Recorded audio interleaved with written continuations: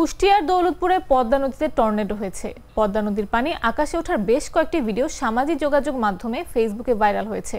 মঙ্গলবার বিকেলের দিকে উপজেলার মরিচা ইউনিয়নের কোলদিয়ার এলাকায় পদ্মা নদীতে এই ঘটনা ঘটেছে।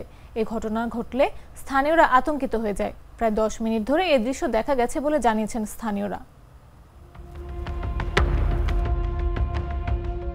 কুষ্টিয়ার দৌলতপুরে পদ্মা নদীতে টর্নেডো হয়েছে, আর সেই টর্নেডোর ভিডিও ভাইরাল হয়েছে সামাজিক যোগাযোগ মাধ্যমে।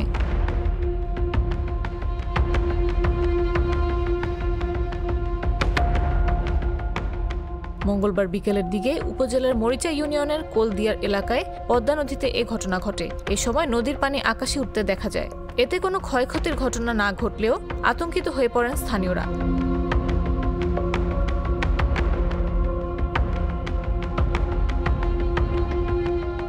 প্রায় 10 মিনিট ধরে এই দৃশ্য দেখা গেছে বলে জানিয়েছেন তারা। প্রত্যক্ষদর্শীরা বলেন, বিকেলের দিকে হঠাৎ করে পদ্মা নদীর পানি আকাশে উঠতে থাকে। এতে আমরা ভয় পেয়ে যাই। অনেকে মোবাইল দিয়ে সেই ঘটনার ভিডিও করেন।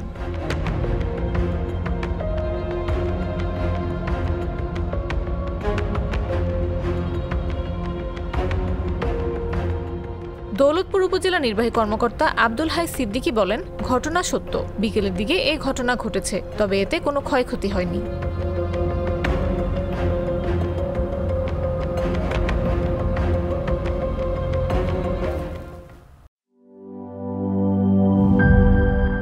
বান্ডেল থাকলে প্রতি সেনমানিতে টাকা বাঁচবে। বিকাশ সেনমানি বান্ডেল কিনে জিতুন প্রতি লেনদেনে।